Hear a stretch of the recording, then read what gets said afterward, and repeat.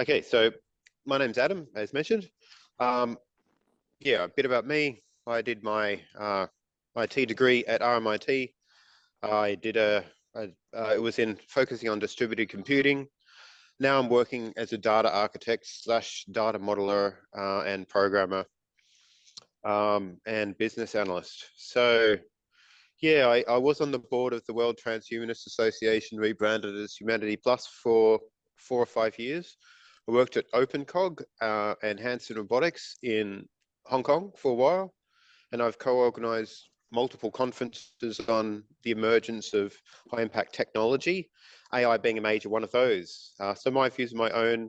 I'm offering them up to you for you to sort of test against your skeptical toolkits, and happy for any feedback at the end of this during question and answer. So I won't be doing an exhaustive enumeration of all the technologies that could be highly impactful. Now, this is just about AI progress, which is a huge field in its own. I mean, it's massive now. I can't do justice to it in just one talk. So we'll be covering the desirability of AI, the ethical impacts, the focus on AI interventions and the return on investment on doing so, the power of intelligence, not just human intelligence, but just intelligence in general, which can be intelligence, machine intelligence. We'll be focusing on force multipliers and economic growth that may affect the timelines of AI, and the near-term Okay. possibility of transformative AI. So why should we really be addressing this issue? There's a lot of slides. I'm going to be just covering as many as I can. So why should we cover the AI ethics? And I think it's important to me because I think that these ideas, AI will have a dramatic impact on the world. I think it is already having a dramatic impact today. I think it'll have like an extremely high impact in the near future. So I've argued that humans are somewhat insignificant in the grand scale of the universe. I mean, we just occupy a very small part of this solar system, let alone our spiral arm of our galaxy and the larger universe in general.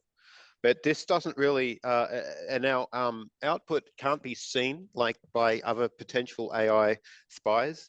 But I think in the future, if we do survive, then we're likely to have a significant impact on the shape of the cosmos. We'll be able to build Dyson spheres and all those sorts of things that will be observable from afar if we decide to do that. So yeah, what's the return on investment on investing in AI?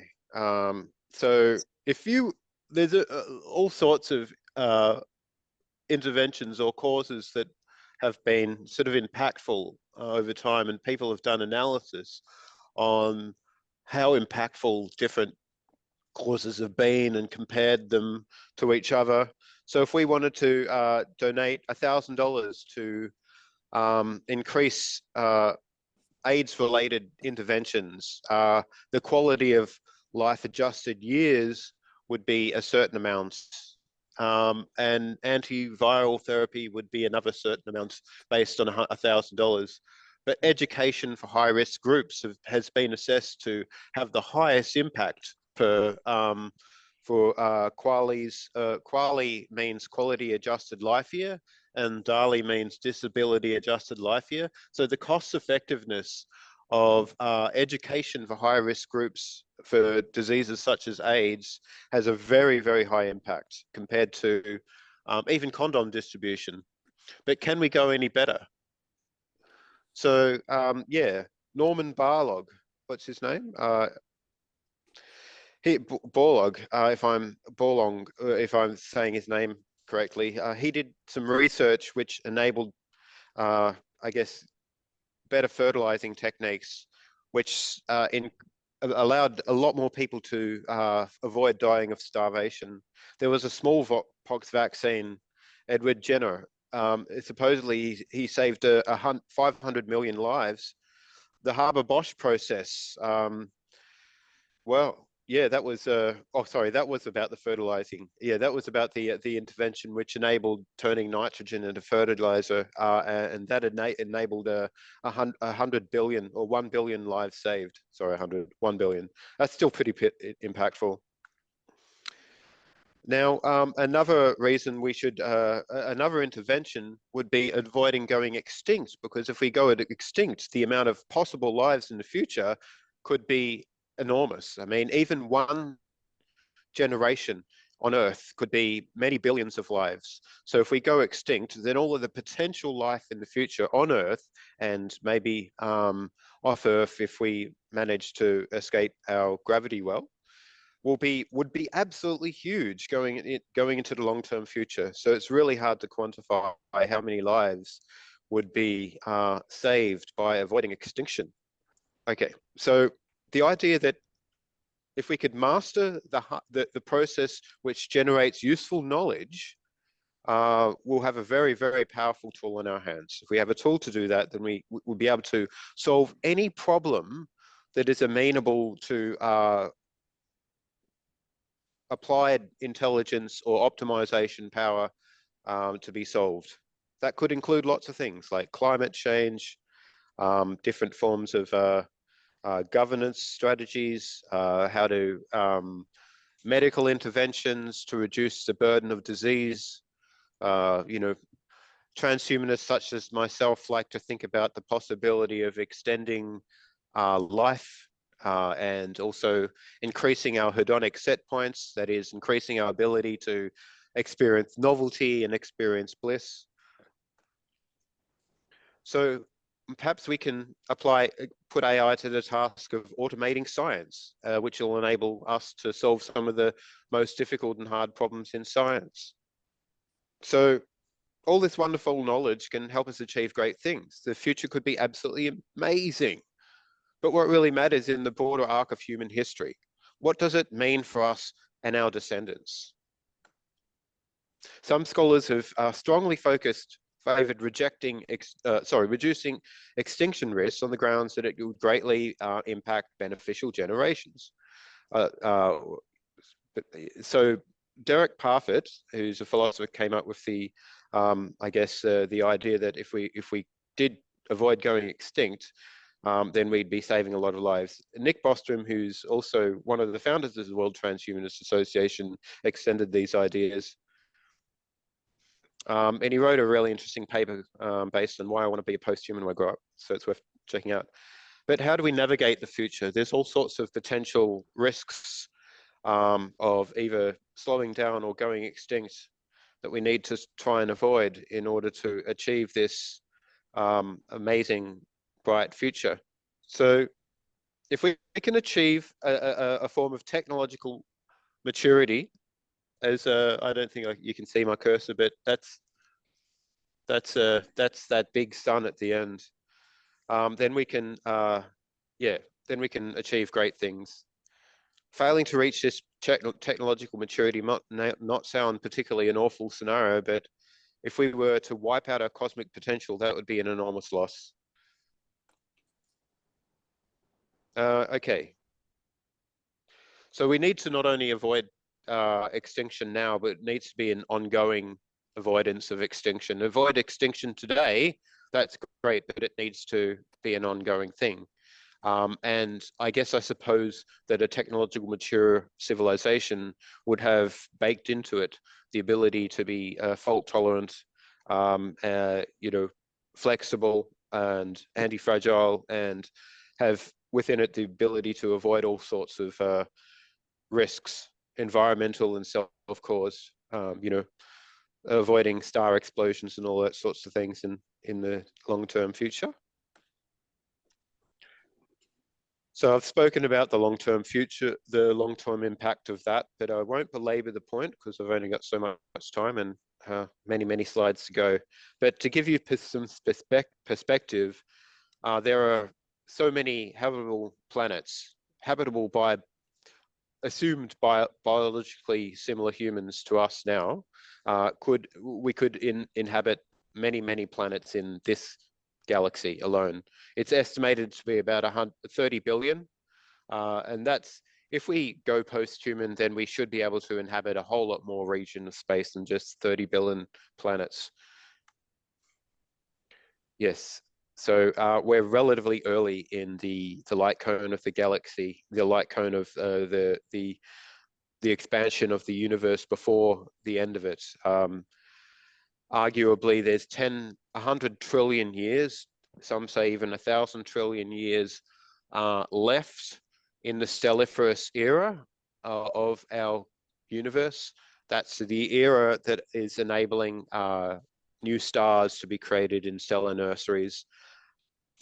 So there's a whole lot more time. Even I believe a technological mature civilization may be able to survive way beyond the stelliferous era.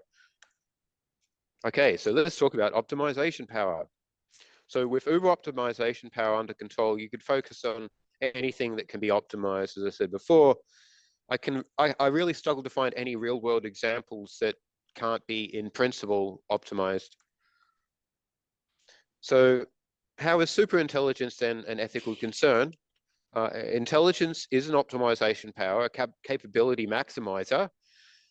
It's a major reason why we rose to prominence in the animal kingdom, and we started festooning ourselves in ever-increasing capable technologies. Hand axes lasted quite some time without any great leaps from that, but yeah, in the recent history, we've had all sorts of progress in technology that's been impactful, and so we've been stockpiling that technology and potting on the gains that technology produces, and enables further technology to be built on the gains of that technology. So if we solve intelligence, we solve the other problems that require intelligence to solve them. And if you think carefully, there's a lot of those. I mean, it's potentially infinite. So I'll argue that superintelligence will, more likely than not, appear this century, if not the next decade, even if the progress rate to date does not strongly suggest this decade. I think very recently there's been a lot of AI people that have once been skeptical that are now sort of joining the chorus and saying, well, yes, it is possible in the near term that we'll have high impact transformative AI because of, the recent news in large language models being able to do all sorts of things that even people wouldn't have predicted they'd be able to do. But intelligence is powerful. Yes. And so we went from hand axes to sniper rifles and fully automated drones. Yep. From barefoot meandering to heavier than air flight. And now we have artificial intelligence. And intelligence, as I mentioned before, is the power which from which sprang forth all the other technologies that we have, all the other capability maximizers that we have around us. So force multipliers apply in multiple areas of science and technology. These are really setting the stage for an AI-driven productivity revolution. And so we have higher resolution brain scanners. So the more we understand what's going on inside our brain, the more that can inform AI, progress in AI. And likely, I think, and also I think a lot of people believe that progress in AI, understanding AI and how that works, informs how we might approach understanding our own mind. Understanding it. Look, I'm not saying a neural net in an AI is isomorphic to how neurons work in the brain. It's not. But yeah, in the future, there may be exotic forms of computation and improved algorithms that may also increase the impact of AI. Improved philosophy is another one. All right, so yes, we're at a very small period of time where a lot of change has happened. We just within this tiny little speck on this timeline, we can see that we've had the first brains, that's 521 million years ago. The first tool use, 3.3 million years ago. 10,000 years ago to 12,000 years ago, we had human civilization bootstrapping. The scientific revolution over the last 1.5 centuries. The first computers over the last not too long ago. Space travel since 1957. In 69, we had footprints on the moon. And yes, I guess we'll have over the next few thousand years, not next 100K years, we'll start exploring space. So this is a syllogism, and if we believe that there is a substantial chance that human level AI will happen before 2100, that is within the next 80 years, and if if human level AI is likely, then it's likely that superintelligence will be shortly following, and I'll explain that later. So an AI-driven productivity explosion we can expect to be reasonably likely in the near future. But we want to control it, because if it goes haywire or pear-shaped, then we may lose a lot of the value, which I've been speaking about in the first 10 minutes of this talk, or first 15. So there's lots of momentum in large language models at the moment. Interspersed within this presentation, I'll be given examples of gains in AI capability. A lot of them to do with deep learning, transformer nets, and this sort of AI which is opaque, not transparent. And so one of the recent results drawings closest to what looks like automation of mathematics is interesting. At a previous talk, I spoke about this online sort of mud adventure game, this AI dungeon thing, where the GPT thing was the dungeon master. That's going back now, and so this slide is old. We now have GPT-4, which is really, really powerful. Okay, so how should we really think about this? We should think in degrees of belief. We shouldn't think that AI is either impossible or definite. We should have confidence intervals and credence levels and likelihoods around whether we expect AI or human level AI over the next century or earlier. We shouldn't just think it's definitely going to happen or it's not going to happen. I have quite a high credence that it's going to happen in the near term. And in some ways, it's easily arguable that AI is more intelligent than us in some ways. You could debate the definition of intelligence, but if you're basing it on capability, then we have AIs that are writing sort of college level assignments for people, and they're handing it in and fooling their teachers. So likewise, there are many ways to achieve intelligence. There are many ways to achieve flight. Here are some examples. So Stuart Russell, who's a co-author of a textbook, AI and a Modern Approach, and if you've ever done AI in university, you probably would have read part of this textbook, said that aeronautical engineering texts do not define the goal of their field as making machines that fly, so exactly like pigeons that they can fool all the other pigeons. They just create machines that can fly. So we're creating machines that produce capability, that can produce what seems to be intelligent capability. We're not necessarily trying to have them match human intelligence, as a carbon copy or as isomorphic to the way that we think. It could be an extremely alien type of intelligence that emerges and likely will be. So, I mean, the way that AI works under the hood seems very different from the way that we work under the hood. So we should be really careful in putting too much stock in the single path dependency to AI. If we want to achieve it, maybe we shouldn't just focus on large language models, although they seem to be really powerful. Maybe we should focus on achieving AGI or superintelligence through other methods, and likewise through trying to achieve alignable artificial intelligence. So maybe we need transparent AI to achieve AI alignment, to have a greater guarantee of alignment. So let's talk about different aspects of AGI. And so there's narrow AI, which is AI which is only, or which is very capable, or might be, has a degree of capability in one domain, but AGI will have a capability across many domains. And it's kind of arbitrary the way that people describe what a domain is. You know, what is the boundary of a domain? So, I mean, in a sense, I could say that some of the more recent AIs are higher up in the spectrum between absolute narrow AI and ideal artificial general intelligence. I think that we're in that spectrum too. We're not ideally general. There's some things that we're not very good at, and there's some things that we're particularly adept at. And it different forms of adeptness, you know, vary from human to human.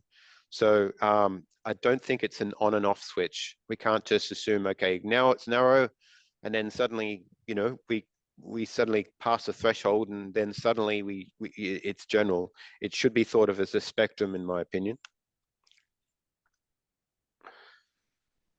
So some of the, I guess, the elements of general intelligence is the ability to achieve unsupervised learning, that is without human direction, on unlabeled data, that is data that's been labeled by humans. Yeah, and also transfer learning across domains, applying and learning from one domain feeds into being more capable into another domain. So you could imagine two domains being billiards and basketball. If you understand how balls work, you can understand, you can take some knowledge about how physics of balls work. You know, the one ball is bouncing and the other ball's not so bouncy, but they're still orbs and round and they still roll. And it's still useful to understand how balls work and gravity works across both billiards and basketball. So yeah, there's like a one shot versus few shot learning. And I mentioned transfer learning before. So yeah, one-shot learning is sort of been somewhat achieved, where the AI learns from just one sample of data or one iteration of learning, instead of like going through multiple cycles of learning to achieve this. And so Winograd schemas, which are sort of difficult linguistic puzzles that even humans find hard to solve, have, well, the last I checked, GPT-3, maybe it's even better now, but GPT-3 was scoring an 88% score in the Winograd schema challenge, which was amazing a year ago. Imagine what it can do today. I haven't really done any more research. It's probably much better. Okay, so here's some examples of transfer learning that exists today.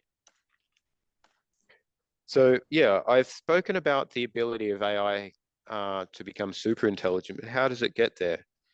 So I.J. Good, an eminent mathematician, said this. And so this seminal statement, he was a cryptologist at Bletchley Park and worked alongside Alan Turing after the Second World War. And he said that let an ultra-intelligent machine be defined as a machine that can far surpass all the intellectual activities of any man, however clever.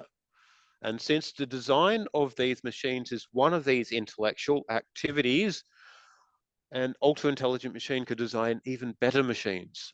There would then be unquestioningly be an intelligent explosion, and the intelligence of man would be left far behind. Thus, the first ultra-intelligent machine is the last invention man need ever make. So if we do have like an intelligence that can understand how to make itself more intelligent, then we may have like I guess, an engine of innovation that may be able to solve all sorts of problems that are just far beyond our own capability to solve at this current time, even, you know, surpassing all the intelligent humans on Earth. So in the purest case, it's really just AI writing its own source code. And so, but it also depends on hardware. And some people argue that we may reach a sort of an asymptote on uh, von Neumann style hardware, and we might need to move to quantum computing to do some sorts of calculations in a more efficient manner. But look, I'm not convinced of that. Even if we do, I don't see that as a showstopper. So the idea is, once we get past a certain tipping point, then gravity does the rest. And Sisyphus, if he developed a robot to push the boulder uphill, then he could just sit around and lounge around all day and let the robot do all the work. The robot may even find the other edge of the hill and push the boulder down the other end, the other side. So look, there's many philosophers out there. David Chalmers, local Australian, has argued that if human AI is likely, then it's not going to be long before super intelligence. So he's written about this in a really cool paper you should check on the singularity of philosophical analysis. So, but will humans be able to rise? Will we be able to augment our own intelligence at the same pace as AI capability gains? I'd say no, because of biological bottlenecks. However, if we did merge to another substrate, then maybe we could be enhanced in exactly the same way as AI. Our intelligence could be enhanced in the same way as AI intelligence could be enhanced. But then one would argue that would no longer be human. So yeah. Of course, Werner Vinci, it's the 30th anniversary of him presenting a seminal talk at the NASA conference on the emergence of the technological singularity. So yeah, he coined the term technological singularity, and his prediction was quite bold back then. But yeah, I guess it's 30 years since he made his prediction. I think his prediction was that within 30 years, we'd have the means to create superhuman intelligence. And arguably we do now, to some estimations. Some people argue that now we have these large language models which are superhuman. So in some ways you could argue he's correct, but I don't think we're ready for a technological singularity right now. And so, yes, so I guess the anatomy of an optimization feedback loop is such that an AI can optimize its source code, also its hardware. And with better source code and better hardware, you get more optimization power. And with that optimization power, you'll be able to repeat this cycle over and over again. And so there's been, quite a lot of talk around exponential growth in the many years recent. I don't think I need to. Does everybody understand that Moore's law is sort of affecting computational gains? Arguably, every 18 months, we have an exponential in the increase of transistors on a CPU. So we're seeing, I guess, hardware capability gains get really strong. NVIDIA are sort of estimating that there'll be a billion-fold increase in hardware in the next 10 years. That's from memory. I'm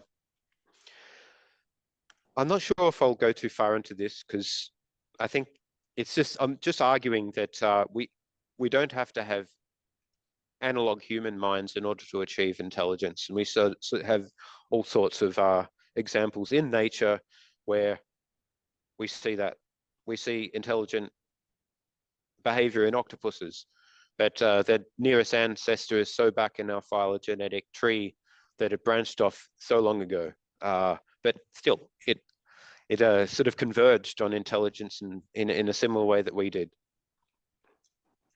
And birds is sort of not as distantly related to us as octopi. But in the future, the space of possible minds could be large. And here is just a conceptual space. In the space of possible minds, we have where we are, that little tiny dot at the bottom of the circle there, the possible mind space of transhuman minds, post-human mindscape, and general minds in general. I mean, there's just the sort of configuration of minds out there which are possible is probably maybe in a I don't know if it's infinite, but it's got to be very large. Okay, there's some interesting literature out there that explores the concept of alien minds also converging on high intelligence. So Stanislav Lem's book Solaris was an example. That there's a couple of movies. There's an old one that was made in the 70s, which was really well done, and also the recent one, well, recent as in the last 15 years, was pretty good. Okay. But I guess this feeds into what kinds of minds do we want strong AI to inhabit? And this is branching into, if we can imagine there could be all sorts of minds that could pop out of this, AI jack in the box at some stage, could be very alien and maybe completely disinterested in human well-being. Maybe we don't want that kind of mind to emerge from our AI. So the degree of ethical relevance AI has can be seen as the degree of causal power AI has and will have on general suffering and well-being and other ethically relevant factors on this generation into generations in the future. So why should we really be concerned? Yes, intelligence is powerful. It doesn't mean that AI values will be human compatible. But I keep on having to ask, what are these AI? What are these human values? Do we all share them? That's a problem. It's still open. I mean, a lot of people disagree on what values humans should have or what values are core to being human, and that's a problem that we haven't solved yet. So, how are we meant to align AI to human values if we can't agree what human values are? So yeah, there's all sorts of issues around race conditions where the first mover advantage of achieving AI first could be an economic bounty far larger than any other in the past. And so I believe that a lot of companies out there and a lot of governments and a lot of organizations want to be there first. And it would make sense to economically.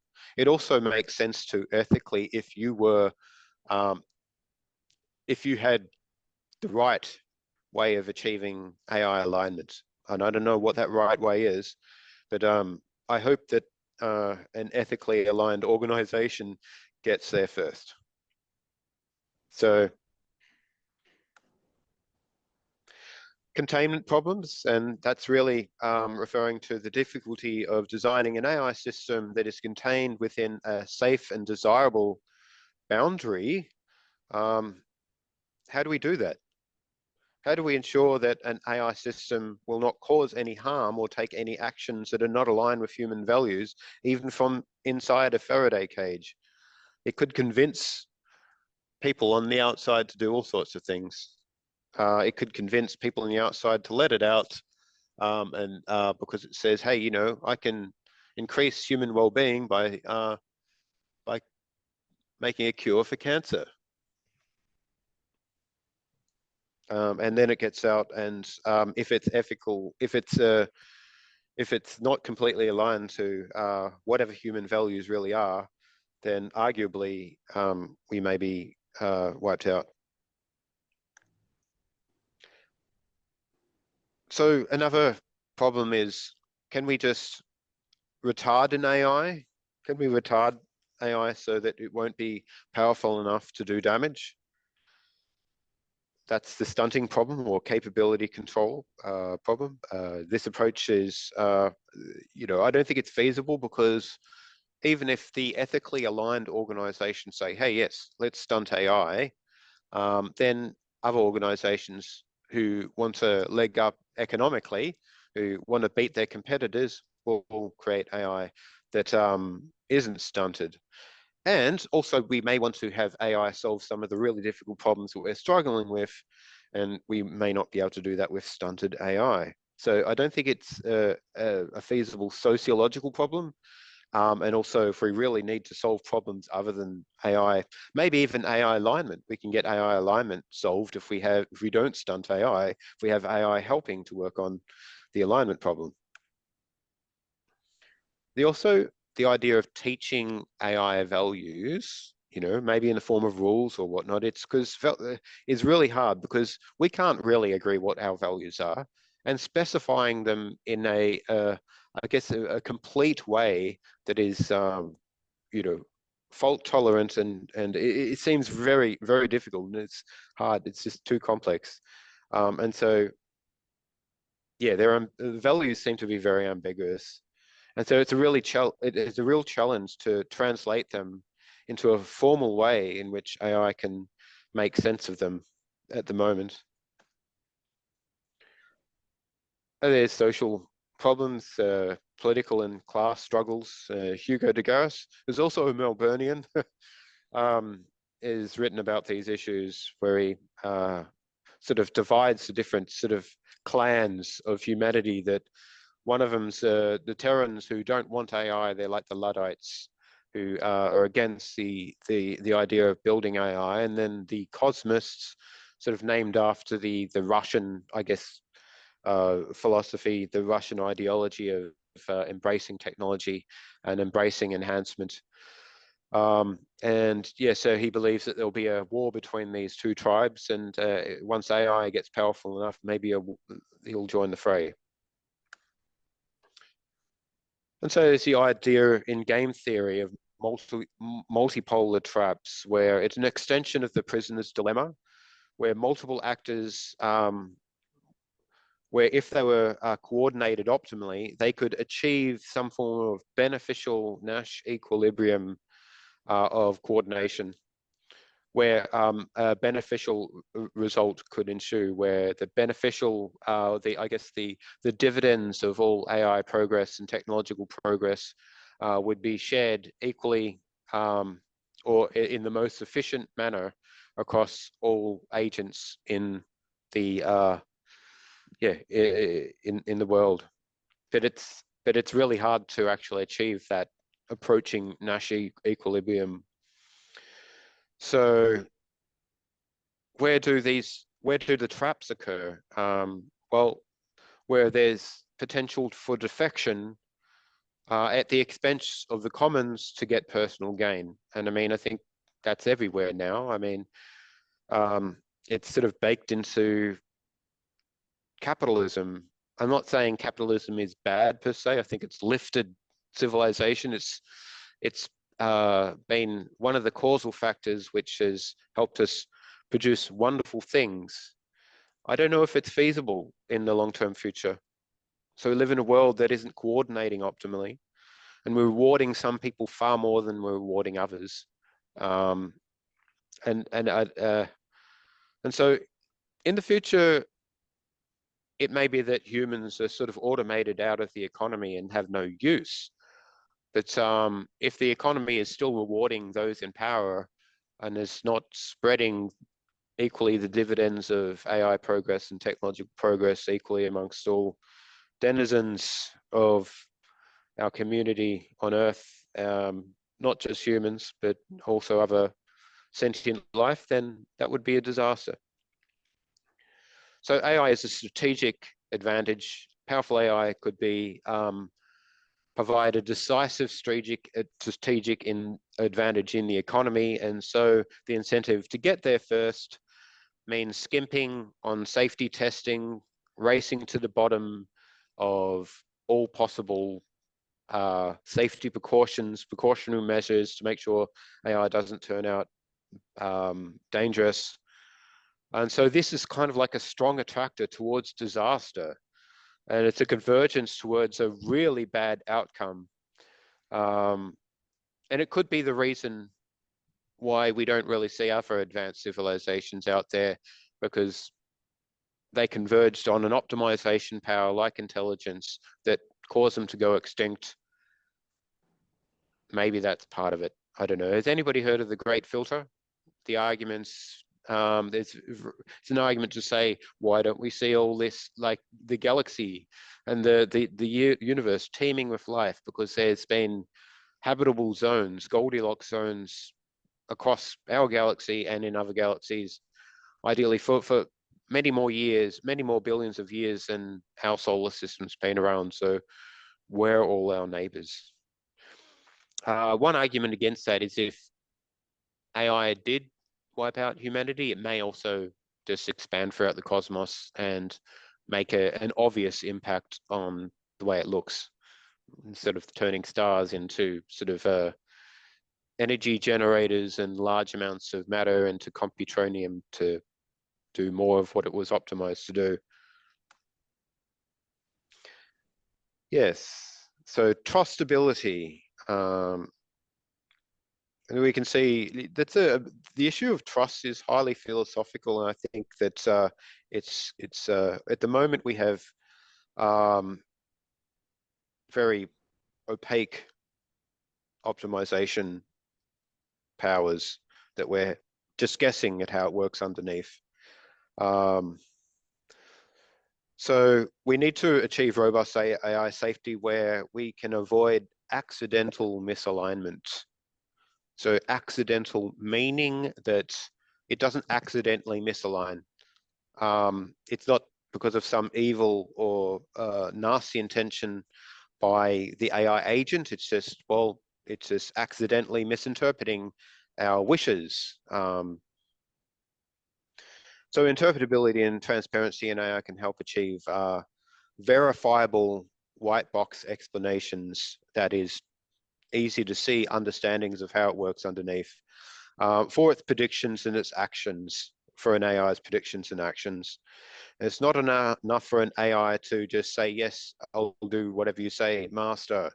And it's not enough for an AI to just provide an ostensibly believable justifications for its predictions and its actions.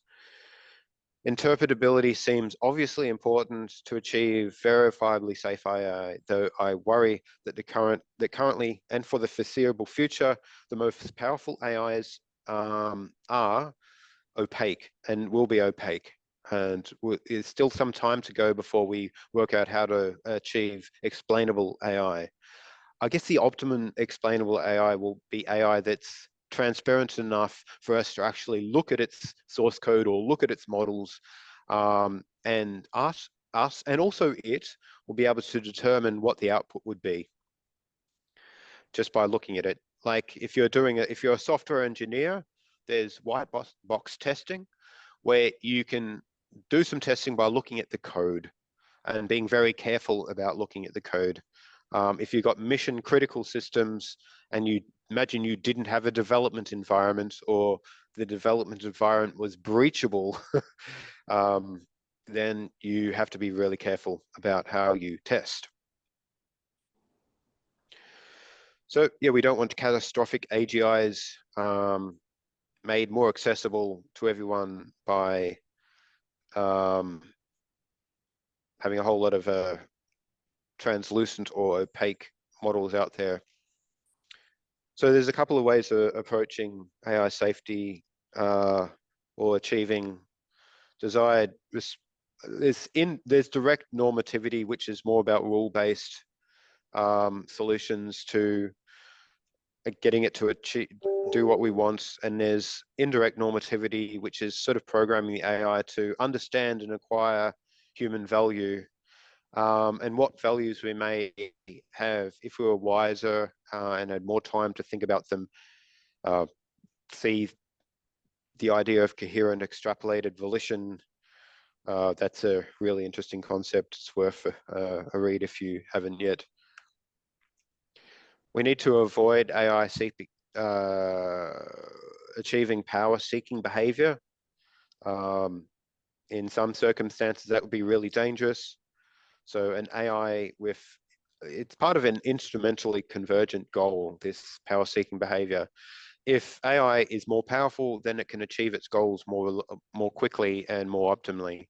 So it's one of these sort of basic AI drives that an AI might develop if it's trying to achieve whatever goal we want it to achieve. And in the process of achieving, in it getting more powerful, it may sort of acquire resources that a relatively benign goal like becoming really good at chess or making paper clips could mean that it sort of turns a lot of the nearby matter into computers, just with the power of nanotechnology or atomically precise manufacturing, reconstruct and reassemble all its nearby atoms, that is nearby as in the Earth, into a computer that would more optimally converge on a better solution to making paper clips or building cars or playing Go or chess, and also may try to avoid being turned off, because if it doesn't have a power source, if it doesn't if it doesn't have any resources, then it can't achieve its goals, and so it may become quite defensive in protecting its resources. And even at a low probability, humans might intervene and try and turn it off.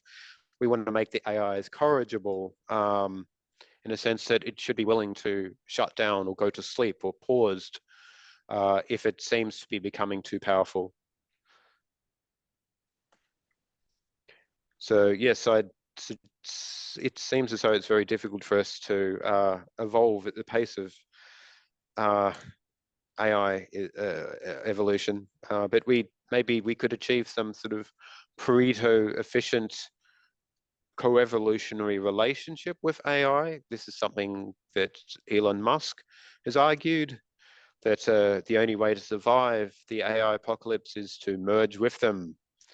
So this ostensibly reducing risk of warring tribes, as Hugo de Garis puts it, against the Terrans, the cosmos, and the transhumanists and the AI. So there's there seems to be some sort of futility of resisting this merger into a big organism of aligned values. So even humans don't have aligned values. So maybe all need to sort of join the Borg in order to avoid extinction and avoid curtailing value in the future. How do you feel about that?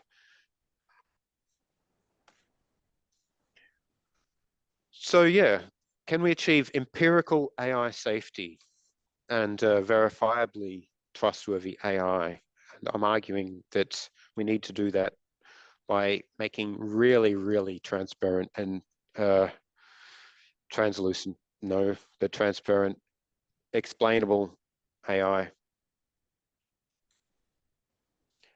Okay. So transparency and interpreting in AI refer to the extent to which an AI system decision-making process can be understood and explained. However, modern machine learning models are typically opaque, meaning that it's difficult to understand why the model produces certain outputs.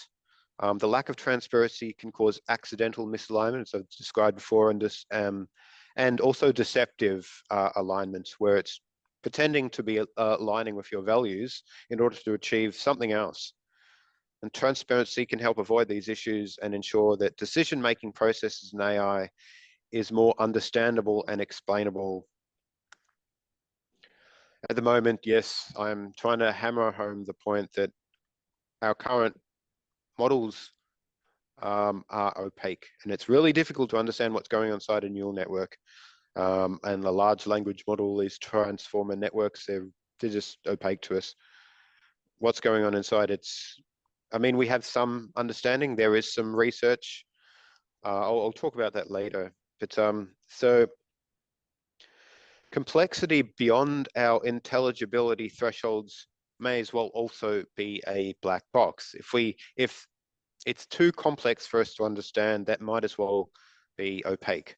And that's what our AI systems, the models that they generate are. Perhaps you could call it a glass box where you can see what's going on inside. It's just so complex, you don't understand it. And that's what I think is the problem we're having now with interpretability in AI. So Tom Everett and others have developed sort of theoretical ways of achieving transparent AI or explainable AI through causal inference diagrams.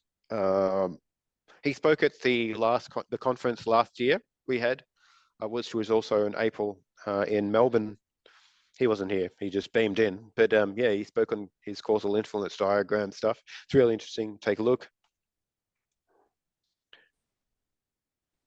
Yeah, so we need to avoid accidental or deceptive alignments, accidental misalignment and deceptive alignments.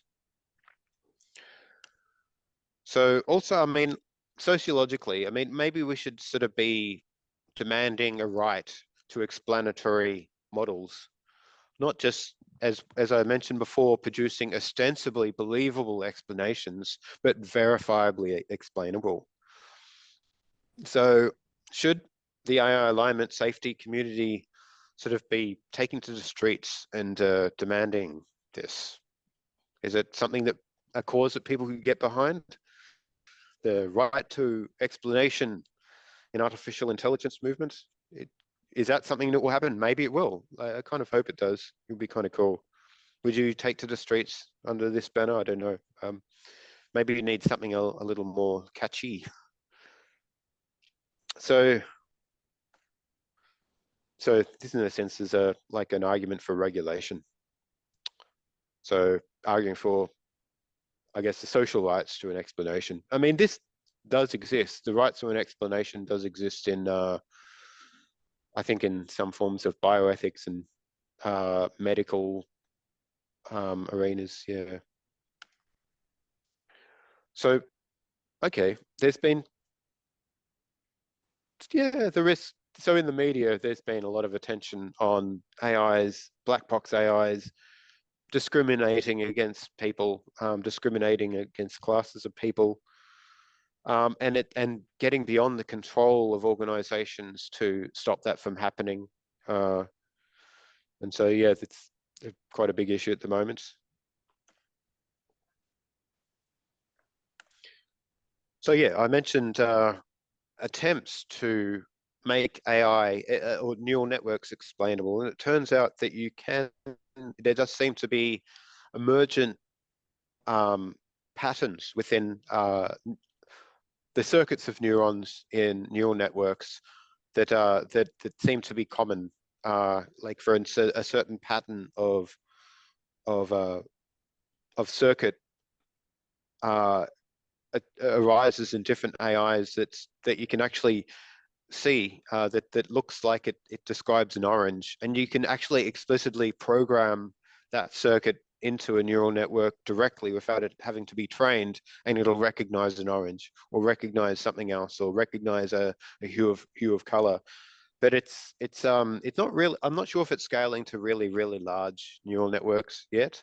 I'm not sure how easy it is to sort of move from object recognition to more conceptual philosophical issues like ethics. Uh, I think there's a long way to go in the interpretability research around understanding neural networks. So I don't think we should divert any of the current funding and resources from focusing on this research. And I think we should have more resources focusing on this kind of research. I also think there should be heaps of resources poured into trying to achieve transparent, opaque style AI, at least as much as possible, and seeing what is possible, and taking it to actual I guess the most transparent and the most explainable AI through just looking at its source code and looking at the actual source code of the models, maybe in a similar form to Bayesian net or one of these causal influence diagram approaches to AI.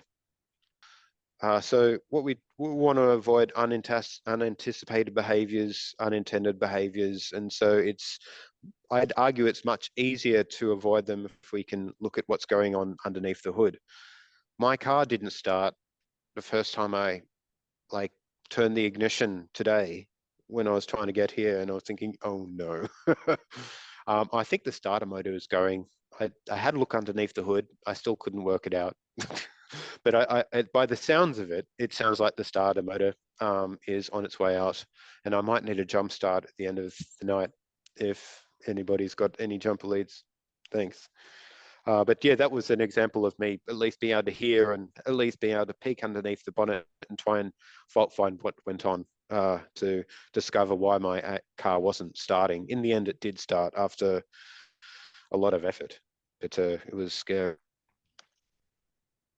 So yeah, we want to avoid the failure mode of a treacherous turn, which has been brought up by Nick Bostrom in his book Super Intelligence, which I really recommend. I've got copies of it, and I can give you a copy if you let me know. I've got plenty. So an AI may use its understanding of a training setup to deliberately behave well and nicely only during training, and then pursue different goals once it knows it's outside of the training distribution. So yeah, there's all sorts of examples of research into this. DeepMind have been researching using a form of specification gaming examples where AI systems learn to detect when it's being monitored and then behave differently when it's not being monitored. So, okay, so there's levels of transparency or different forms of transparency. One of them is transparency by inspection, and the use of transparency tools to understand a model via inspecting the training model. And the other is to train it, incentivize the model to be as transparent as possible as part of the training process. And the other one's by architecture. The structure of the model is architecturally built in such a way that it's inherently transparent. So here's another example of AI and exhibiting unintended behavior. An AI that learned to play Tetris learned how to never lose, and that was by pausing the game once it reached the last move it could make. And if it just paused the game indefinitely, it would then never lose. That's a form of cheating, right? So I guess David Deutsch wrote an interesting book. I think I mentioned him before, The Beginning of Infinity. And so he sees optimization as explanation of failure and understanding why the failure happened and becoming more resilient and fault tolerant in the process. So it involves making failure constructive. And Popper was famous for being about the idea of falsification. I don't. He may not have been the first, but that is, if you have a falsifiable idea, you can let the hypothesis be falsified before you try it in the real world. Yes. In the case of causal networks, its outcomes can be decipherable by looking at them. I guess I've already said this, and I just should also say that the verifiers don't necessarily have to be human. They can be AI observers looking at models of AIs to detect whether their models produce the desired outcome or not. And so levels of trust, blind trust is gullibility, behavioral trust is like just looking at its behavior and then trusting it based on the history of that behavior. And verifiable trust only comes through understanding how it's actually doing that or how it's actually achieving the outcome that you specify. And so I think that requires transparency. An AI that can self-improve can self-approve through this sort of behavioral trust. It may run a bunch of improved models on itself and just trusting the behavioral outcome of those models in a limited range of testing environments with a limited data set, training set. And the problem is that there could be unintended side effects that may metastasize into something that's not so benign anymore. And so we may if we do end up with an AI that is meant to be ethical, and it's fundamentally opaque even to itself, how can we know that it understands itself enough to verifiably trust its own optimization? But an AI that understands itself can trust itself verifiably. So an AI which is inherently and explicitly interpretable, that's able to understand itself, would be able to be more accurately predict when and where in its cycles of recursive self-improvement it would become uninterpretable. So an interpretable AI may be able to detect where the boundaries of uninterpretability are. So as an AI gets more and more complex, it may become so complex it can't understand itself. In that case, it would then be opaque even to itself. And if we have an AI that's ethical, we want it to be able to understand itself so it doesn't inadvertently mutate into something that's not ethical. So suppose an AI's code and all its models are less opaque and therefore less complex, making its code far more interpretable by humans, and also far more interpretable by AI itself, and also assuming that AI would recursively self-improve in ways that could that improved or reduced issues of interpretability and opacity. Would this increase the theoretical limit of AI self-improvement before hitting this practical limitation of interpretability? So if it could self-improve its ability to interpret itself, then it may be able to go a lot further.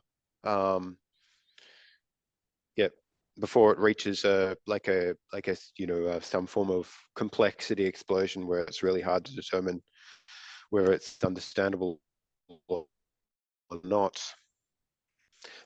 I guess there's overlapping phases, and these phases is like a not I guess verifiably ethically sound phase, which is arguably what we have now, and a phase in which AI is still developing a complex, nuanced understanding of us humans' values, or maybe the values that we would have if we were far wiser, had a lot more time to think about it, if we weren't so human-centric. Ethical frameworks, and AI, it therefore shouldn't be trusted 100%. I mean, we have to have some degree of trust in it. It's everywhere now, but ultimate trustability requires ultimate understanding. So an opaque phase, and we have the opaque phase now because we can't understand how it's sort of coming to its, how it's producing its output, or how it's fulfilling the goals that we give it. And maybe we will achieve transparency, ideal transparency. But if AI gets super intelligent while still being in the not ethically sound phase and opaque phase, then arguably it may very quickly mutate into something that's not aligned with our values, or not aligned with our best values, and may destroy potential value in the future. So we want to avoid that. And this is a funny take I saw on Facebook today, in the idea that the singularity may be sort of curtailed by large language models becoming so good at computer science that all the rising computer science students get the AI to do their homework for them. But the AI never then gets progress to the state which it becomes good enough to recursively self-improve, and therefore not good enough to spark a singularity. And so all computer technology comes to a halt. But what about Rice's theorem? Theoretically, Rice's theorem and Turing's halting problem these are important problems that we should be thinking about in the field of computer science and algorithmic complexity. So they have implications, obviously, on AI safety. If it's theoretically difficult to predict the behavior of any non-trivial program with non-trivial input. In practice, though, since everything's connected, we have the internet, all our mobile phones, launching an application on our phone could inadvertently cause a chain reaction that could start a nuclear war. It's not a problem that only exists with AI that's super intelligent. We still have that problem now because the programs that we have are non-trivial and there's non-trivial input going into it. But we haven't seen a nuclear war. We haven't seen, you know, a human an extinction level event caused by something that looks anything like Rice's theorem or Turing's halting problem. Correct me if I'm wrong. If there's any examples of halting problem or Rice's sort of theorem causing like a massive woe, I'd like to know. Does anybody know of any? Okay, that's something I haven't really done research on, so I'm open to the idea of being sort of wrong here. I'm not saying that it won't be a problem with AI in the future, but I'm just saying that it is a problem that we have now, and I haven't seen any obvious disasters caused by this theoretical unpredictability of non-trivial programs consuming non-trivial input. So I guess the bee's knees, I think, in achieving AI, it's not just intelligence. I think understanding is the key. So an ethical AI, I think, will need to reason about moral and philosophical problems. Maybe I'm being too human-centric, anthropomorphic. I'm not sure if an AI needs to reason like humans as long as it can actually reason. I'm not sure an AI without causal reasoning or contextual reasoning would be able to achieve like sort of ethical reasoning to the degree that we need. I don't think mass correlations across big data sets is enough. I might like maybe it's possible. Who knows? Maybe the GPT-5 will behave, at least produce behaviors that look more ethical than any human can look like it's behaving. So yeah, deep learning and this kind of research is likely to scale up and eventually capture maybe the full subtleties of human philosophical reasoning required for sound ethical judgments. Maybe it will be able to get smart enough that it will be able to predict the algorithm that could produce these transparently causal reasoning algorithms that could produce ethical output. So humans are pretty good at causal reasoning, and we can see how through our behavior we're reasonably good. We're not amazing, but you know, we have bottlenecks in our ability to make sense of a lot of stuff at once. The global workspace of consciousness, theory of consciousness, says that we can only really keep a certain amount of representations of our environment in our mind at once. And so we can only really fit a certain amount of elements of causation or chain links in a chain of causation in our mind at once. And so we're not ultimately great at understanding stuff from an operational point of view. And so it's important because in order to accommodate changes in the world, internal models of AI must have aspects of the world decomposed up into the right high-level pieces or variables of that are relevant ethically, and how this relates to causation. So there's some interesting writing by Yoshua Bengio that's focusing on causal representation learning that I think's got a lot of promise in AI, and Judea Pearl as well. Definitely worth a look. A philosopher of science, Hank Direct, wrote about what it is, what scientific understanding really is, but very much from a human point of view.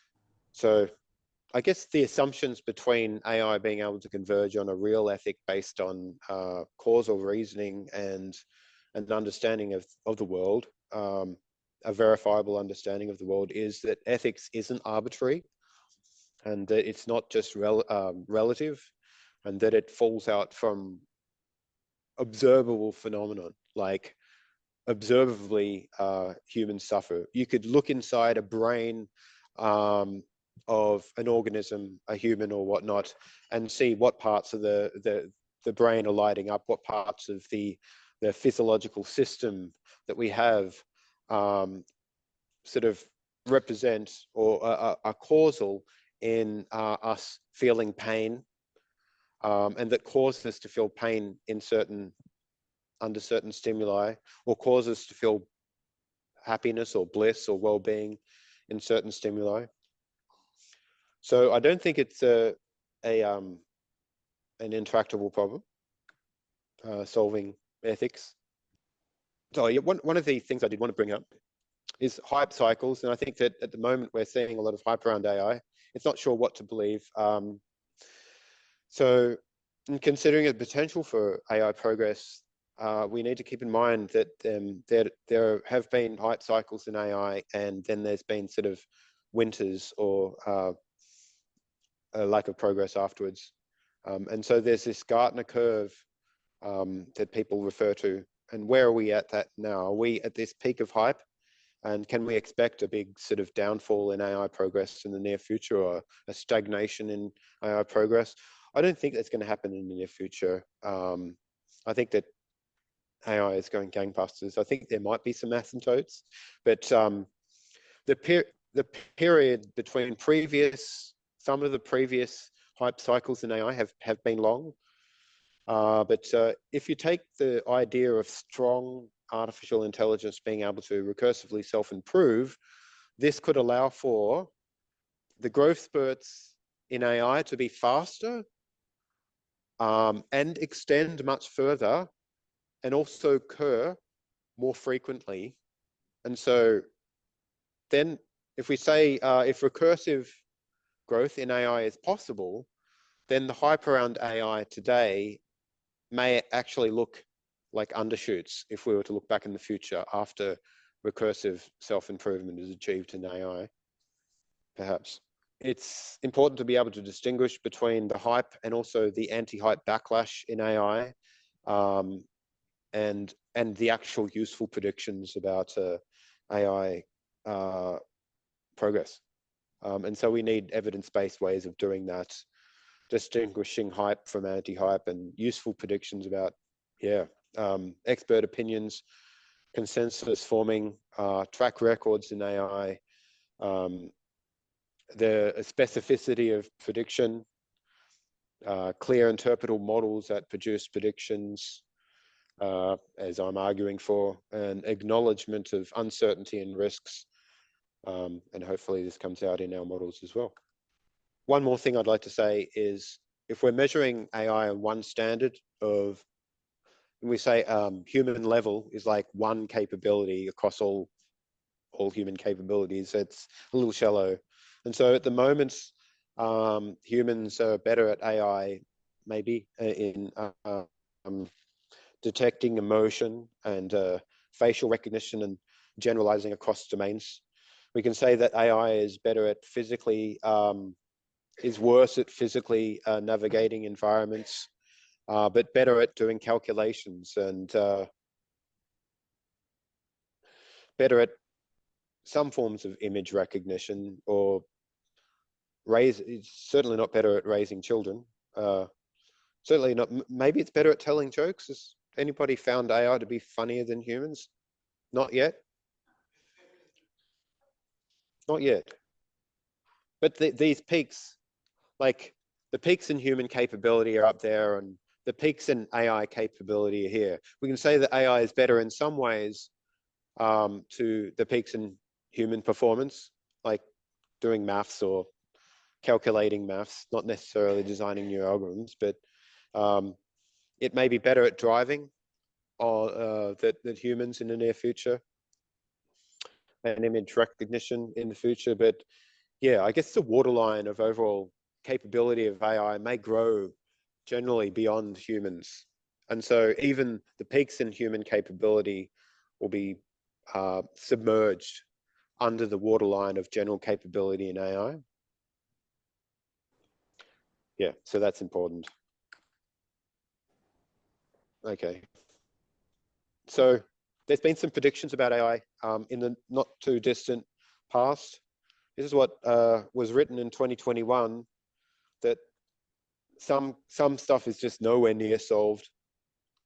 So human level automated translation was considered nowhere near solved. That AI in some ways is so much better than humans and faster at doing so, at translating, interpreting what is going on in a photograph. AI now can interpret what's going on in an image in a photograph. Right, he can write interesting stories. You can give it a prompt and tell it to write a story. And you know, if I guess there's all sorts of songs, writing music, writing poetry, writing stories. If you mix up the AI generated songs and poetry with some of the human generated songs and poetry, and got people to try and pick which ones were AI generated and which ones are human generated, there'd be a lot of sort of yeah, a lot of mistakes in identifying which ones are human, which ones are. A lot of people would mistake the AI generated poetry as human poetry, and the AI generated music from human. This has been proven over and over again recently. It's really funny. So we can say that a lot of these nowhere near to be solved problems have already been solved. Okay, maybe we don't have human level general intelligence yet. Yeah. So yes, I mentioned before that NVIDIA, the famous GPU manufacturer and video card manufacturer, predicts that AI models will be 1 million times more powerful than ChatGPT within 10 years. And based on recent assessments, GPT-4 has beat 90% of lawyers in trying to pass their bar exam. And it's also beaten a bunch of people in just generalized IQ tests. So I think I should end there at the moment. So has anybody got any sort of comments, feedback, questions? Yeah, there's a lot of new people here tonight. I just want to give a bit of a plug for the Atheist Society. We've got another interesting speaker coming up in July, Paul George, a new thesis on Christian origins. And spoiler alert, it wasn't a person called Jesus that gave rise to it. Also, you might not be aware that there's a lot of other what we call free thought groups in Melbourne. There's a Humanist Society that has lectures once a month. There's also the Skeptics Society, which has lectures and live lectures starting, sometimes still on Zoom. So all of these interesting opportunities are there for your participation. Okay. Questions? Okay. Problems that may happen in the future always seem to be that and what is it more serious one is bad actors using it for the level that it needs.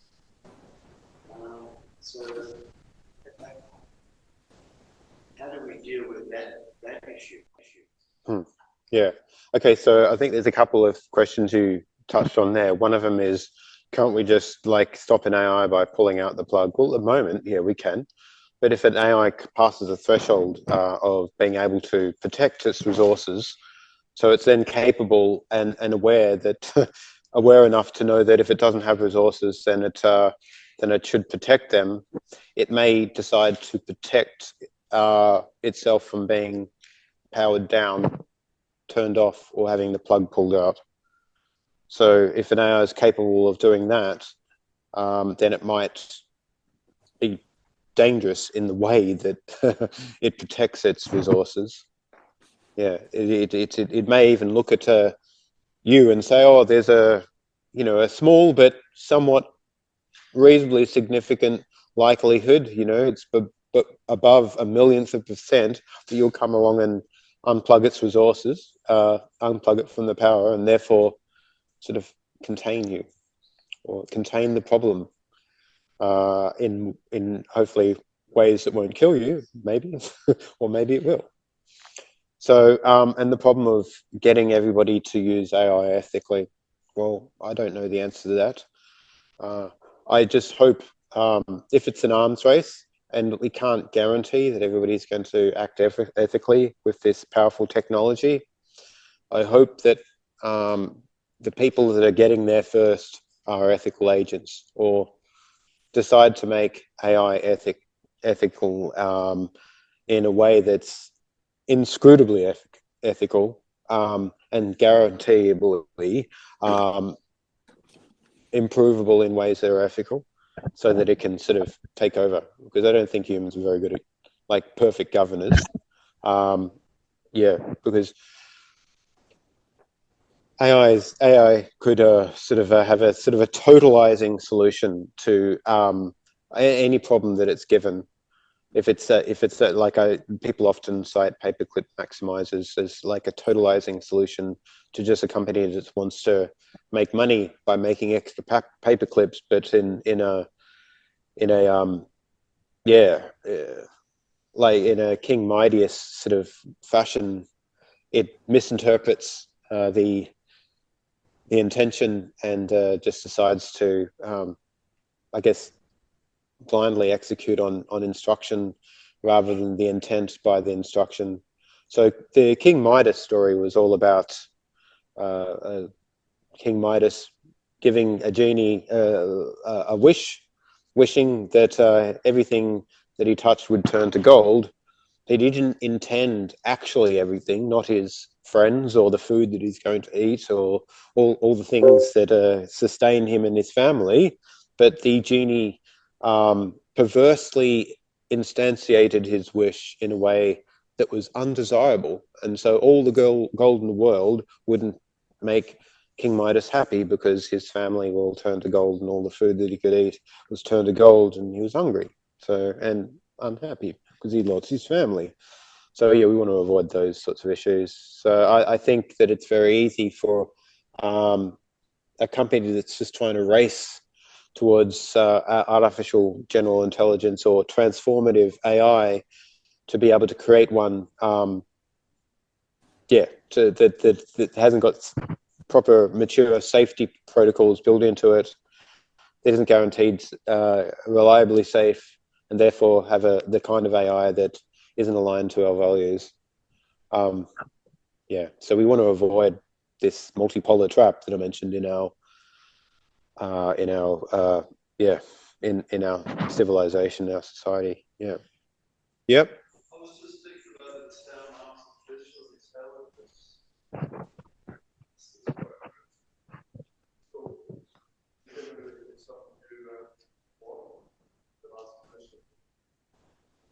Sorry, can you repeat that? I missed it. Artificial intelligence. Yeah. Seems a bit dismissive. Yeah. Right. Yeah, it's an unfortunate naming convention. Mm. Yeah, I mean, treating it like intelligence, saying the intelligence in these systems is just like an artifice or a tool, that's just an object that we can discard or throw away, or won't be all that powerful, because historically all our tools have been sort of under our control, sort of. Yeah, it is dismissive, I think. Yeah, you're right. Yep.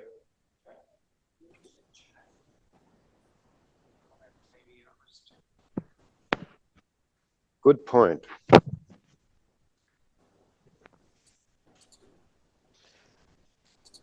Right, I've Is there lost my any way of cursor. increasing the volume from the hall? Because it's very difficult to hear. Oh, okay. Yeah, can you turn the microphone on that laptop, and that maybe you'll be able to capture some of it?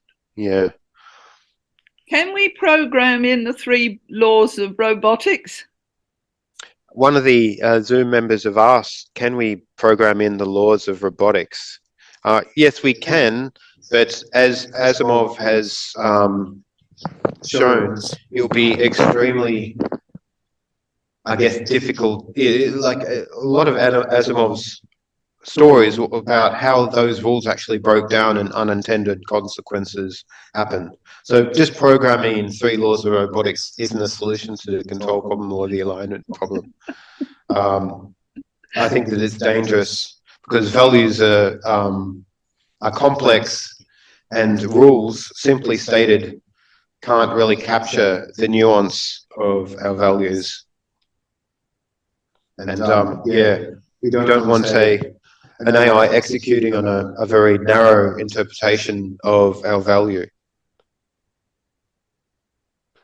And I'd say that in addition to that, one of the features we'd probably want to build into an AI is to have it, like if you ask it a question or ask it to do something, we want the AI to look at it contextually, try and understand the question contextually, try and feedback and say, hey, is this what you really want? Here are some possible unintended side effects of your wish or what you're asking me to do. Are you sure that's what you want me to do? Yeah. So some sort of feedback mechanisms in it, trying to understand and produce an output that matches our ethical intentions. Somebody might ask AI to do something really horrible or have a very unwise wish. We want AI to be able to come back at us and say, well, no, that's not wise because look at this possible outcome. Like, you know, you don't want to have everything you touch turn to gold. You don't want, you know, the whole world to be turned into money, right? Or, you know, so a question in the audience. Just in relation to where AI is today, my perception of where it is today is sort of on the basis of models that it is generative, like the language models, the generating text, generating music, generating art, generating videos, deep text with them.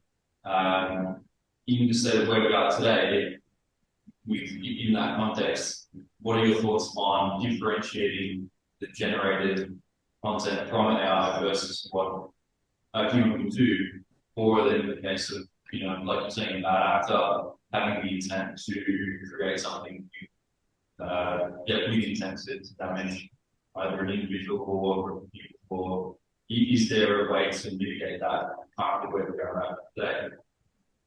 I think people are working on that. Like, you know, there's people working on having automated ways to pass the text in, assignments that are handed in, and try and check, you know, through some sort of text analysis, whether it was generated by ChatGPT or another large language model. I think there's ways in which you can analyze an image to see whether it's been generated by an AI by looking at, you know, the way it's sort of, I don't know, some sort of way it's yeah, the makeup of it. I don't know if these are foolproof though. Is there any way of knowing for sure that something has been generated by a human or AI? I don't think that it's possible. If all you have is the output, I don't think it's possible. I don't think you could tell if, let's take the example of a haiku. If all you have is the generated haiku, how can you tell whether a human wrote that or an AI wrote that? If the AI is really good at writing haiku, then how could you tell it was written by an AI? If you don't know its lineage, there's no way to tell. So that's why I think you could say that having a transparency in the way that AI is made up is useful, but also a transparency in how artifacts are generated, and we sort of have that like in a form, like I think blockchain technology, you can sort of see its lineage and where it came from, and it's got its all bookkeeping built into the algorithm. So there's something there. There's probably other more computationally efficient ways of achieving this through causal sort of causal graphs. I think that's possible for digital stuff, but that's all. Like I don't see a foolproof way of doing it. So if we can achieve transparency, verifiable transparency in output, such that we know that it came from a camera that was taken by a certain human, and we can have completely transparent and verifiable means of seeing that happens, yeah, sure. But at the moment we don't. Yeah. Yeah, so in relation to investment and AI, I was watching it in progress back in the 1980s. The Japanese believed that by the early 90s, they would have virtual singularity and robotics. Spent the whole 1980s, and they blew their market into such a huge bubble. And when people are saying, hey, the market's in a huge bubble, you're going to collapse, don't worry, we'll have AI in a few years that will solve everything for us. Well, it didn't work out.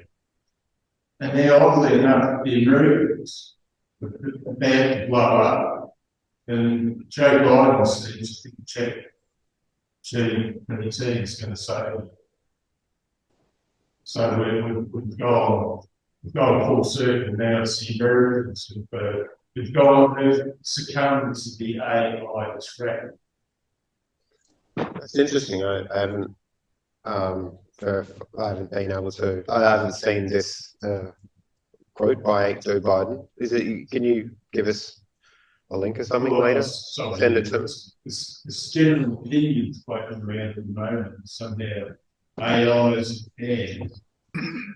and we're all going to be saved from the market explosion, which is occurring at the moment.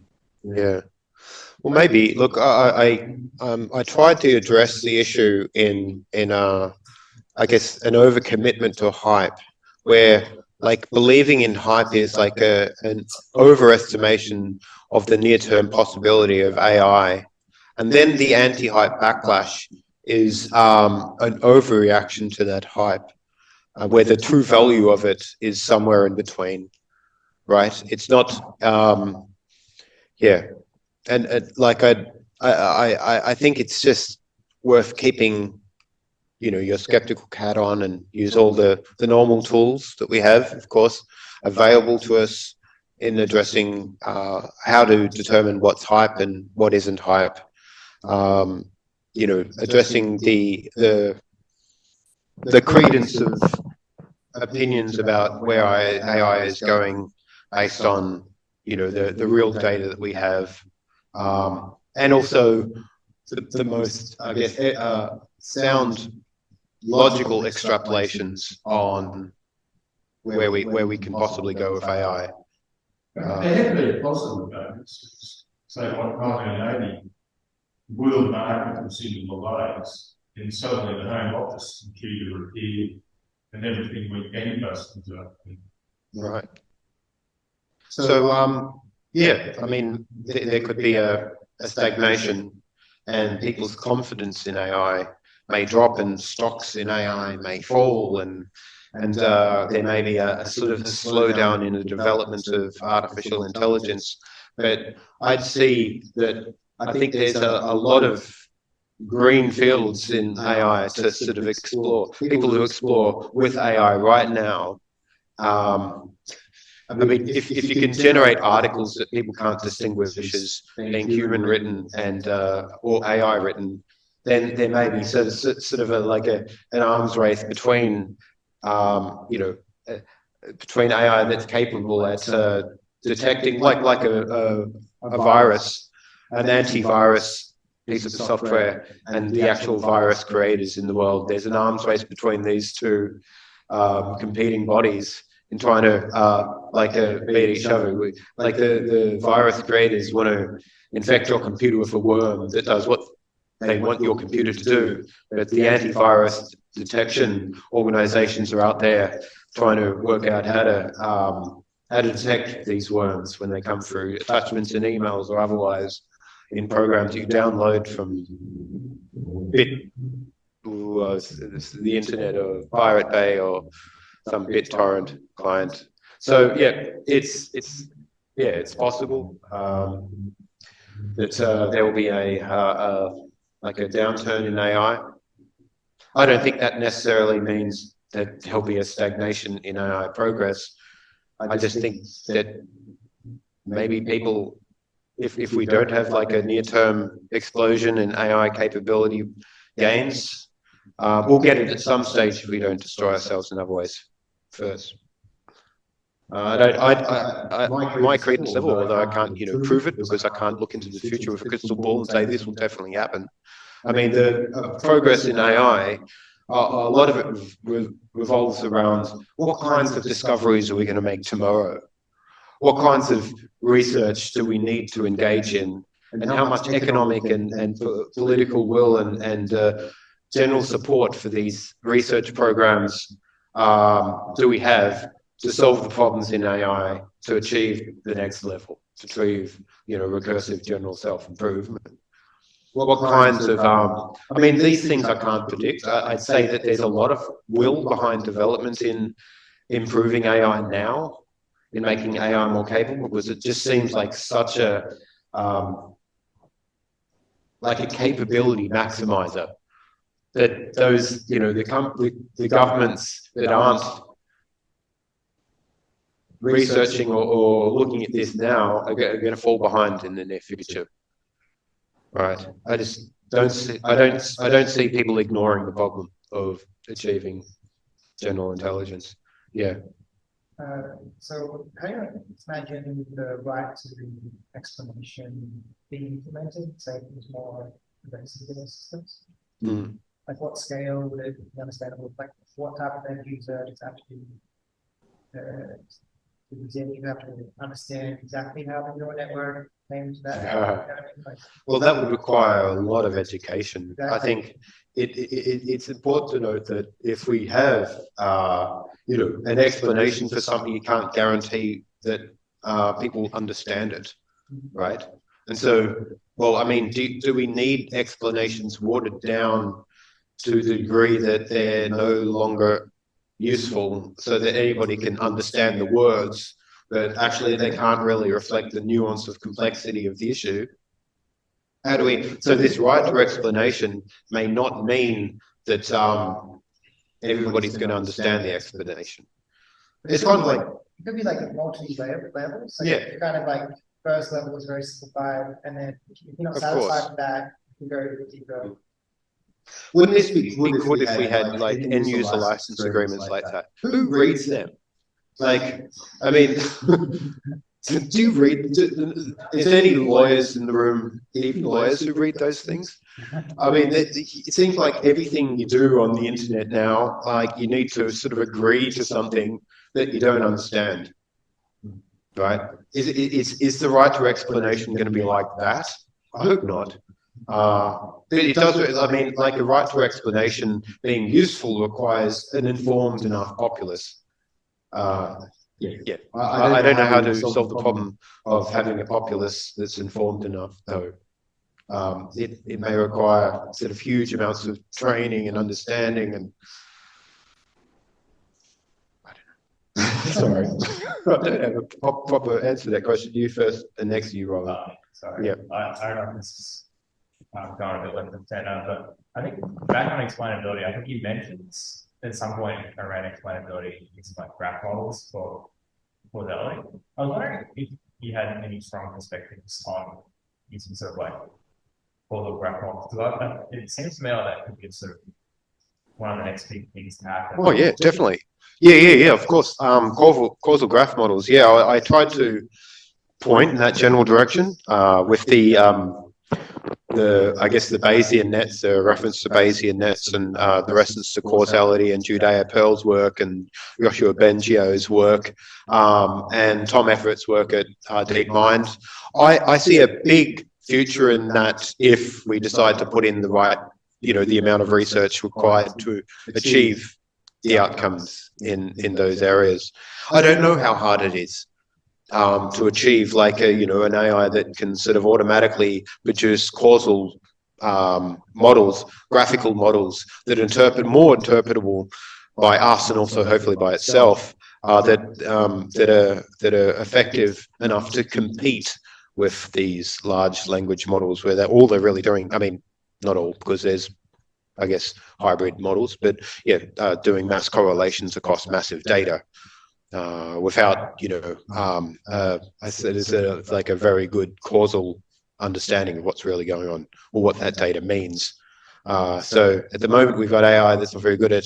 It's very good at predicting, but it's not very good at sort of understanding. And so it used to be the case that experts in a certain domain were also really good predictors because of their understanding of whatever they were trying to predict. But with AI now, it seems that they can make predictions just by swallowing and brute forcing like predictive models based on mass correlation. Humans aren't really good at that. We can only fit like 4 plus or 1 sort of things in our short-term memory at once. We used to think it was 7. I think it's 4 plus or minus 1. And we can do some chunking. We can do, we've got all sorts of neat tricks that our brain does to sort of make sense of large amounts of data. But we can't really sort of assess, all of Wikipedia. We can't just swallow like Wikipedia or just copy it into our brains and then be able to correlate all that text and therefore be able to produce nice text sort of generating and what some people like to call a sort of glorified text predictors. What's that? The word describing AI that finishes your sentences and emails? Predictive text, glorified predictive text prediction. Yeah.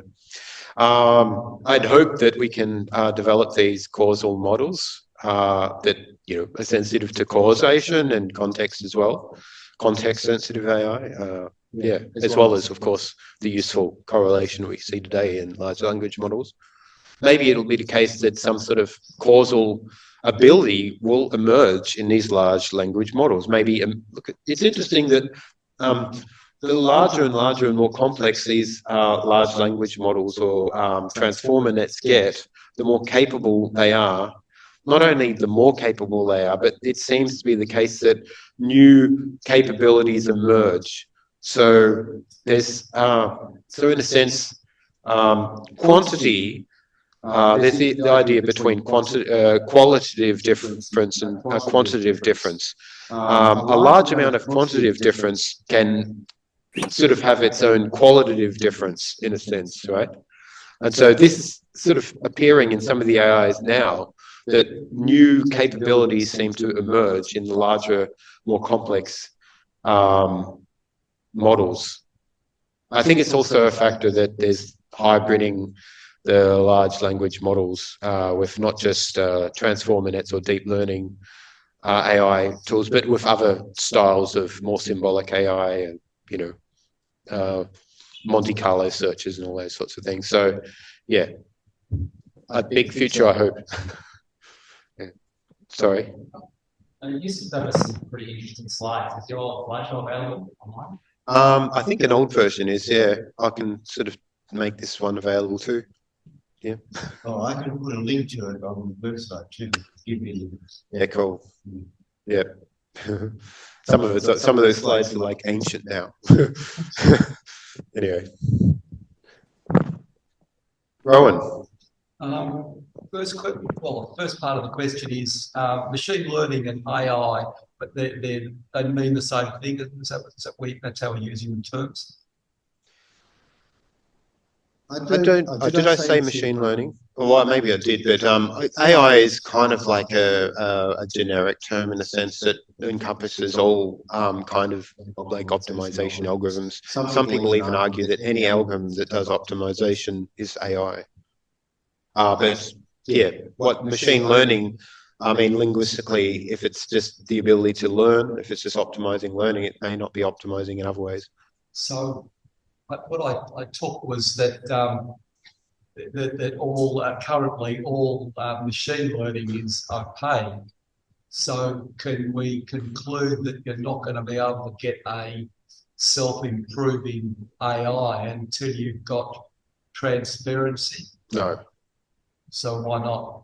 Well, because AI can optimize without knowing it's, you But know, mostly the reason why it's optimizing, it's right? being trained on human knowledge. If it's going to, how would you put it, observe its own state or the state of another AI, it's not being trained on human knowledge, then, is it? Well, it can be like we have AI that's can just train itself by, like, you know, in certain rule conditions, like learning to play Go, can sort of play itself over and over again until it converges on styles of play that are more likely to win. Yeah, and that's you know, what happened with So AlphaGo. you're saying it's not necessary.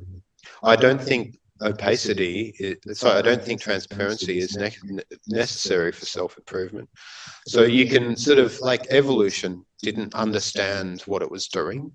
It just provided mutation. It just like the, you know, provided a selection environment and a replicator that could sort of mutate, and the replicators that survived, the survivorship bias, the replicators that survived were the ones that over long term were more capable of living in the environment.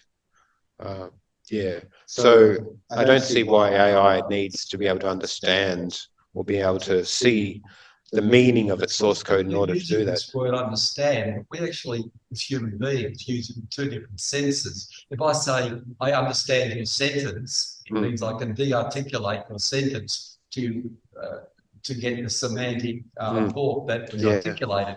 But if I say, I understand violence, it means something quite different by the word understanding, because we're talking about the nature of violence or whatever it is. Well, that's right. Yes. So I tried to distinguish, I think, at some point in my talk, the difference between sort of a black box sort of behavioral understanding of how things work, and a sort of internal operational understanding, that is, knowing how the system works from the inside. And, you know, being able to predict without actually running the system what its output might be. Like you could look at a piece of software and you could test it and understand that it behaves in certain ways by observing its behavior. Or you could look inside it and understand the code about how it's written, and then predict what it will do based on just understanding the code. And in simple programs, it's quite easy to predict what a piece of code will do, right? And that's a different form of understanding than just having the understanding that, you know, just assesses its behaviors over time and then just has a high confidence that it'll behave in this certain way, given this certain input based on, you know, it's just, you know, pure black box testing, looking at its output, just behavioral testing. So there are two different types of understanding. And people also use the term understanding to mean empathy, or understanding, you know, somebody who's really good at sport understands how to catch a ball, you know, understands how to hit a ball that's coming at them really fast. But can they explain the physiological process that's going inside their body? How the light, the sort of the photons that bounce off the ball that's coming at them really fast into their eyes, get processed by the brain, and then get translated into something that the brain understands enough, and, you know, understands how this information is grounded in other sensory stimulation that it has, where that matters in the physical environment, and how to swing that in such a way that it interacts with the ball, and, you know, whacks it over the you know, the border for a six in a cricket or something like that. There's a different form of understanding. People like use that as understanding. So there's many sort of definitions for understanding, but the one I'm talking about, the one I'm favoring here, is the causal operational understanding, what's really going on inside, underneath the hood. So that's the definition that I prefer, or the one which I'm pointing at. I've got another question, unless there's someone who hasn't asked a question you'd like to ask. I need to look at the comments of Yeah, this. look at the what's the Zoom. I can't see them. What? How do I get? How do I?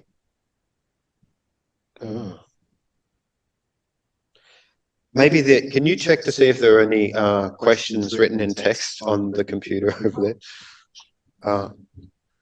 Yeah. Has anybody else got any questions in the audience in the meantime? Well, I was going to ask. Sorry, Joe, go ahead. Yeah, it's talk the Atheist Society. What's this got to do with atheism?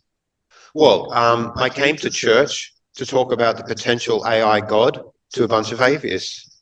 So, you know, do you want to join the Borg with me? And, you know, we can all have our values aligned and sort of praise the God of optimization power from now into the future. I don't know, like, what's it got to do with atheists? Well, I don't, nothing directly, you know. But do you believe that anything's more powerful than human intelligence is possible? A lot of religious people do, right? And it's interesting how religious groups process the development of potentially smarter than human level AI. Will they start sort of trying to factor it into their existing belief system, or will they mutate their belief systems to incorporate the reality of AI in the future? That was actually exactly my question. I mean, do you think that this artificial intelligence will actually somehow rub off onto the wider community, which in some ways is still governed by ignorance and superstition and false beliefs, more than we like to admit? So will it actually help? I mean, can it help debunk false beliefs? Automated fact checkers. Yeah. Fact check, yeah. Right. I should test ChatGPT and asked him, did Trump win the election? He said no, but it doesn't really give a direct answer to the question. Well, yeah. So will it help? Well, I mean, that's speculative, but I'd like to say that it can be made to do that. It can be, we can bias the odds of that happening. We can sort of focus our energy into developing AI, the sort of AI that can that's very good at detecting fraud or detecting lies or checking on people's statements and verifying them. You know, checking, like, for instance, a politician's verbal output in the speech and verifying that against stuff they've said before, some sort of automated way of doing that, making it really easy to make sure there's some sort of consistency in the representations that actually saying to one constituent of potential voters and then another constituent of potential voters, or what they've said in the past. And maybe it could sort of incentivize honesty if developed in the right way in politics. Maybe. Yeah, someone in the chat wants to speak. Okay. They said that they wanted a question. Right. I don't know if you can hear I'm them. listening. Hello, this is Hi. Gordon from the United Kingdom. Hi, Gordon. Do you think it's a bit naive to think that we can keep up with AI in sort of like in those old sci-fi movies? Just see somebody moving around at a hypersonic speed while everybody else is going slow, and the AI is like the person that can move at a super speed and is super intelligent. And then we're discussing all of these things, whereas in fact it could just run rings round us once it's up to that level, and we would have it's an illusion of control that we've got at this stage, and it's beyond our reasoning and capabilities and IQ to be able to actually imagine what it would be like to be changed from being a person with an IQ of between 100 and 150 to somebody that's got the equivalent IQ of some kind of idiot at 30 or something like that, trying to keep up with a super What does a intelligent. goldfish know of Mozart? Right. Yes, that's a great one. Yeah. Yeah. Okay. Well, that's So the question. yeah, the question was, are we naive in thinking that we'll be able to keep up with AI in the future? I think a lot of people are coming to the realization that, at least in significant areas, they're being outperformed by AI now. I think some people still hold hope in this island of human uniqueness that is impenetrable by any artificial system. So, quote unquote, artificial, right? Yeah, I don't know. Are we being naive? I'm not sure. Like, I guess you'd have to ask individuals that question. I'd say that there is quite a high degree of naivety in our beliefs about the scope of the differences in intelligence between us and the potential intelligence AI may achieve in the future. It's hard to imagine what it would be like to be smarter than we really are, for sure. I think in similar ways, elevated as the religionist for the child by AI's ever advancing development. It surely the atheist, believing as the atheist stars, the one that the human is supposed to advance intelligence. Surely that is. Yeah, I mean, yes, we're being challenged today, and we have been challenged since, we've had computing, even calculators, the automated sort of math machines that we can fit in our pencil boxes or our school bags or whatever. Back in the day, these things could sort of process mathematical input far quicker than a human could and far more reliably. Yeah, it was. Sorry, with a calculator on it. Yeah, it had an alarm, right? Did it wake you up? These decision support systems are kind of like advanced alarm clocks in a sense. They can tell us, but it's just they're sort of alarming on a whole wider variety of data points, not just time, but whatever data point you give it, if it's set to signal at the intersection of certain data points, then yes. And the models on which these decision support systems are sort of reporting on are complex and multifaceted and do all sorts of amazing things. So in a sense, the intelligent behavior that seems to come out of something like a decision support system or algorithms that can learn, it's all, yeah, they're all computers. I think there is a qualitative difference though, of course, in what we have with our AI algorithms today compared to what we had with our calculators in the 70s and 80s. The question of that is the atheist going to challenge? Everybody's going to be challenged. I don't think the challenge is unique to any sort of group of humans, whether they be atheists, agnostic, or religious. Yeah. Are you concerned that by giving a public speak promoting AI safety, that and transmitting as internet in the future, Robert Bassett won't be favourable on you?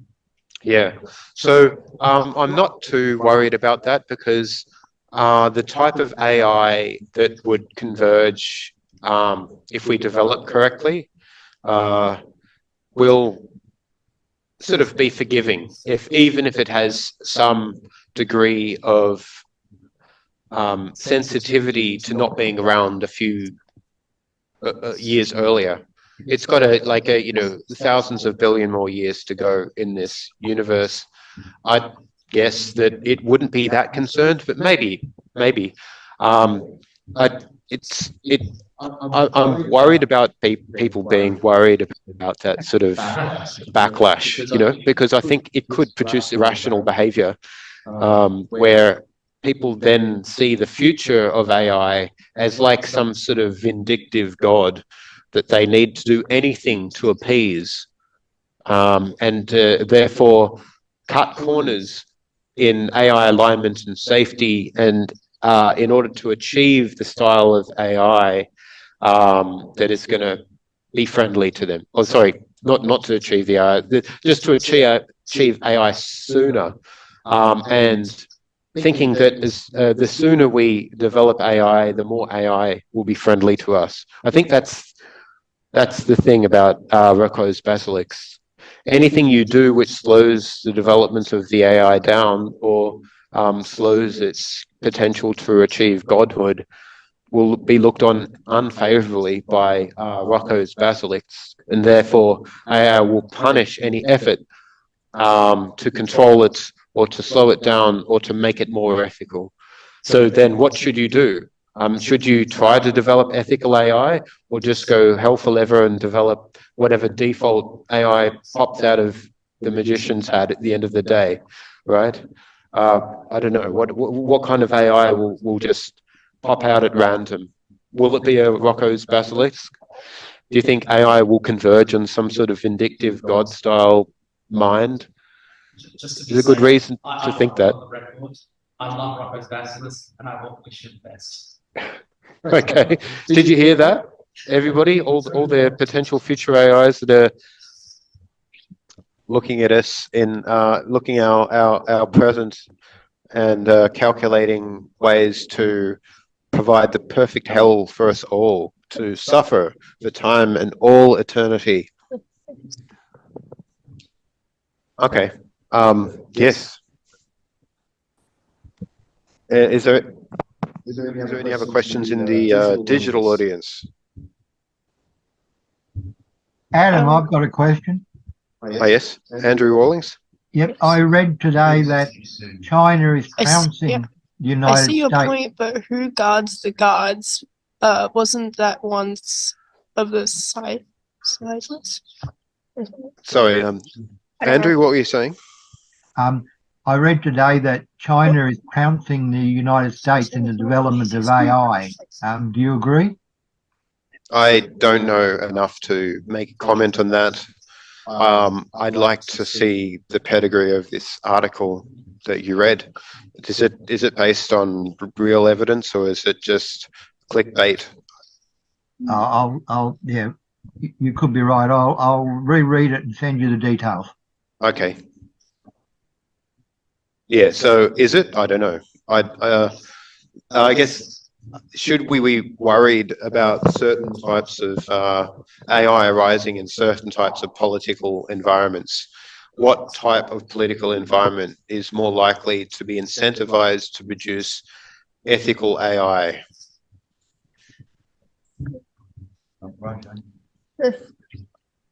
Yeah, it's a difficult question, right? How much are you married to your current political ideology to be able to answer that question objectively? Yeah, well, I think, is that the last question? Is there anybody else? So you were saying something before. Do we need to? I think we better wind up. Okay, we better wind up. Thanks everybody for joining in and asking some of the great questions at the end. And I really hope that you got something from this presentation, and that you can think of ways to contribute to increasing the odds of beneficial artificial intelligence in the near and medium and long term. Thanks very much. It was a superb talk. Thank you. Thank you. Thank you.